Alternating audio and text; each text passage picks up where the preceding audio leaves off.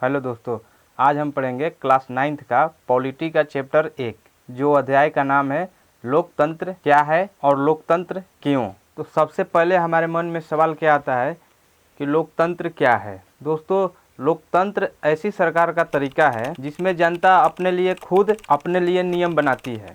आसान शब्दों में कहें तो लोक मतलब लोग और तंत्र मतलब शासन, यानी कि लोगों का शासन। इसमें लोग अपने प्रतिनिधि को चुनते हैं जो उनकी ओर से फैसला लेते हैं। उदाहरण के लिए भारत में हर 5 वर्ष में चुनाव होता है और अपने मनपसंद सांसद को चुनने का मौका मिलता है।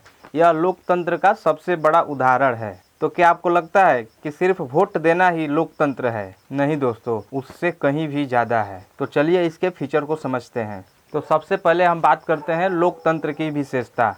लोकतंत्र की विशेषता क्या है? प्रतिनिधि चुनने की आज़ादी। लोकतंत्र में लोग अपने नेता खुद चुनते हैं। इसमें कोई राजा या तानाशाह हमारे ऊपर थोपा नहीं जाता। स्वतंत्र और निष्पक्ष चुनाव। चुनाव ऐसे होने चाहिए जो हर किसी को बराबर मौका मिले और कोई धांधली ना हो। एक व्यक्ति और एक वोट। हर वयस्क नागरिक को वोट देने का अधिकार होता है, चाहे वो अमीर हो या गरीब। कानून का शासन। यहाँ कोई भी कानून से ऊपर नहीं होता, चाहे नेता हो या आम जनता, चाहे अमीर हो या फिर गरीब, सबको कानून के दायरे में ही रहना है। लोकतंत्र की सबसे खास बात है कि हमारे अधिकारों की सुरक्षा है। जैसे लोकतंत्र में बोलने की आज़ादी। अगर आप और हम चाहें तो जो शासन की कुर्सी पर बैठा है, हम उसकी आलोचना कर सकते हैं। यह लोकतंत्र की सबसे बड़ी विशेषता है। और धर्म की आज़ादी। इसी तरह के और भी अधिकार मिले हैं। तो दोस्तों, यह है लोकतंत्र की खासियत। अब सवाल यह है कि क्या हमारे देश में ऐसा होता है? तो चलिए कुछ उदाहरण देखते हैं। हमारे इस अध्याय में कुछ देशों के बारे में बताया गया है। इसके आधार पर हमें खुद समझना है कि वो देश लोकतांत्रिक है कि नहीं है। मान लीजिए कोई देश ए है। यहाँ जो देश के ऑफिशियल धर्म को नहीं मानते हैं, उन्हें वोट देने का अधिकार नहीं है। तो क्या वह लोकतंत्र है? नहीं, क्योंकि लोकतंत्र में सबको बराबर अधिकार मिलता है। इसे हम गैर लोकतांत्रिक कह सकते हैं। देश बी। यहाँ 20 साल से कोई एक ही पार्टी चुनाव जीतती आ रही है। तो क्या यह एक लोकतंत्र है? शायद नहीं। अगर कोई दूसरी पार्टी को मौका ही न मिले तो हमें संदेह पैदा करता है और हम इसे निश्चित नहीं कह सकते कि लोकतांत्रिक है या फिर नहीं है। देश सी। यहाँ सत्ताधारी दल पिछले 3 चुनाव हार चुकी है। क्या इसे लोकतंत्र कह सकते हैं?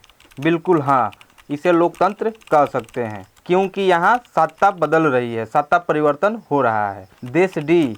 यहाँ कोई भी स्वतंत्र चुनाव आयोग नहीं है। तो क्या बिना निष्पक्ष चुनाव आयोग के निष्पक्ष चुनाव होना संभव है? बिल्कुल नहीं। इसे भी गैर लोकतांत्रिक कह सकते हैं। तो आप समझ गए होंगे कि लोकतंत्र को कैसे पहचान सकते हैं। अब सबसे बड़ा यह सवाल है कि लोकतंत्र क्यों होना चाहिए। लोकतंत्र में नेता जनता के प्रति जवाबदेह होते हैं। अगर वो गलत करते हैं तो वो अगले चुनाव में हार सकते हैं या फिर उन्हें हटाया जा सकता है। यहाँ हर किसी की आवाज़ मायने रखती है, चाहे वो अमीर हो या फिर गरीब, या उच्च हो या फिर नीच। लोकतंत्र में फैसले बहुत से लिए जाते हैं जिसमें झगड़े कम होने के चांसेस होते हैं। लोग अपनी ज़रूरतों को बता सकते हैं, जिससे सरकार सही दिशा में काम कर सकती है। उदाहरण के लिए हमारे देश को ही देख लीजिए। अपने देश में लोग सरकार से सवाल पूछ सकते हैं। हमारे देश में एक कानून है जिसे आरटीआई कहते हैं, राइट टू इन्फॉर्मेशन। इस एक्ट के मदद से हम सरकार से जानकारी या सूचना प्राप्त कर सकते हैं। क्या तानाशाही में सुविधा यह उपलब्ध है? बिल्कुल नहीं। अब इसके कमी के भी बारे में देख लेते हैं। क्या लोकतंत्र परफेक्ट है? नहीं दोस्तों, इसमें कुछ कमियां भी हैं। जैसे फैसले लेने में देरी होती है, क्योंकि सभी की राय जरूरी है। लोकतंत्र में बहुत से छोटे छोटे या फिर बड़ी पार्टियां भी होती है,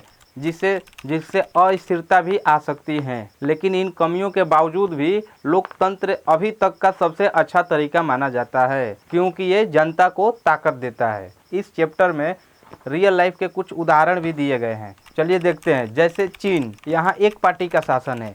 लोग यहाँ अपने मन मुताबिक सरकार को नहीं चुन सकते हैं। आप इसे बिल्कुल कह सकते हैं कि यह लोकतंत्र नहीं है। मैक्सिको।